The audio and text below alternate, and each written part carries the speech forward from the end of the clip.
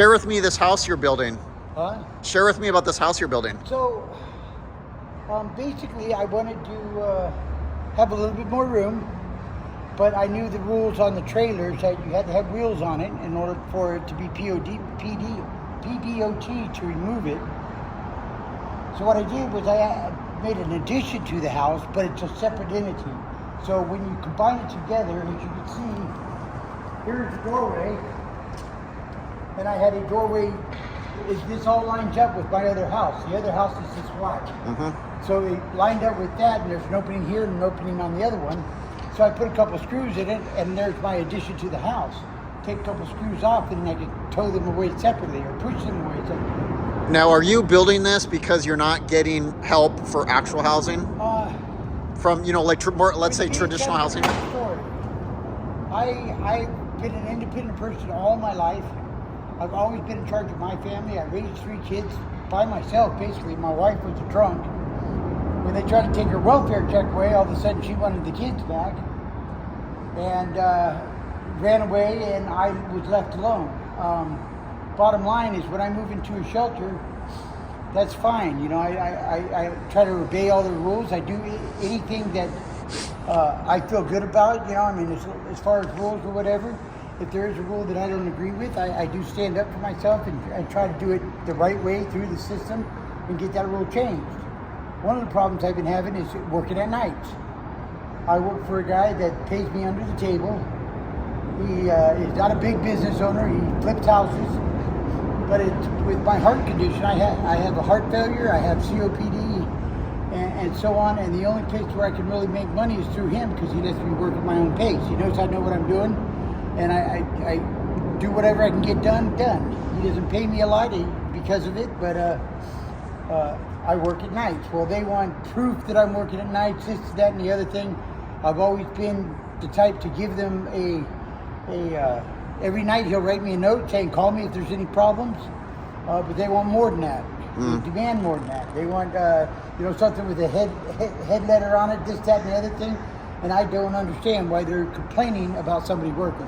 Well, let me ask you, what inspired you to build this house? So basically, every time I get into a shelter, right as I'm about to get on the list, I get my thing to get an apartment, and then somehow get in an argument or something, I get kicked out or I leave the shelter. And I got tired of living in a tent.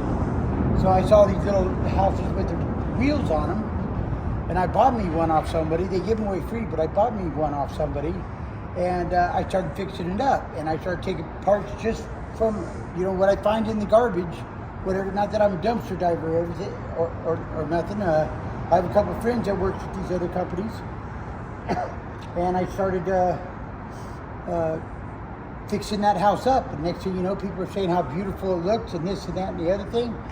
And I felt like it wasn't enough room to me, and I wanted to obey the laws, but add me a little bit more room. So I started building this as a way to have me a little bit more room, still have it attached to that house, but be able to push it away in a situation like this where they're coming down on me. They just came down on me last week. Basically, the PDOT officer said, I know everybody around here loves you, but we got to get this house up off the street, so we got to ticket you too. She says, as long as you're not here on Tuesday, I'm not going to hunt you down. You can come back here, whatever, da-da-da-da-da-da-da. A wink, wink. And I moved my house. I had it perfectly clean here the next morning. I was gone till after Tuesday. I moved back on Wednesday, and Thursday they show up to kick me out again. So they didn't live up to their word. Everybody else around here loves me. I don't see why it's a problem. I keep these streets clean. I keep the riffraff from coming in here. I caught 3 guys breaking into this house, if you want to ask them. I chased them away. I'm like their night security. They love me here. We get along great. I make sure the whole street is clean. It's as clean as block on. I haven't been here for 2 days, but if you pan your camera around, you see there's nothing in the gutters. There's nothing. No, it's clean. Of course. It's a little messy now because I haven't been here for 2 days.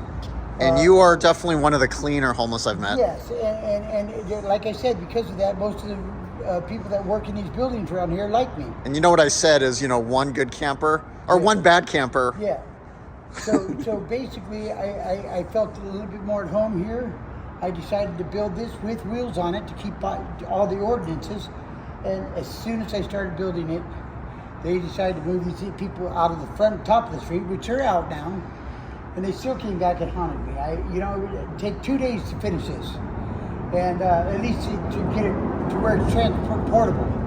But no, they stopped me before that 2 days, and now I got to have house that's half built, and it was built. I was building it really good.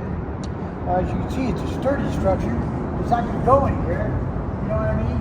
By the time I get the roof on there, it's going to be settled. There's the roof right there. Yeah. And what are your barriers to getting more traditional housing through like the system? This is what I'm saying. When I get up to be aligned to get an apartment or something, every time for some reason I get kicked out or get in an argument with somebody over something that I feel there's no gray area in.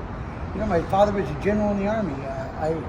I don't like that situation where there's certain things that there is no gray area. There's right and there's wrong, and those are the things I have to stand up for. Might as well cut it because the train could be loud. Wow, that's loud.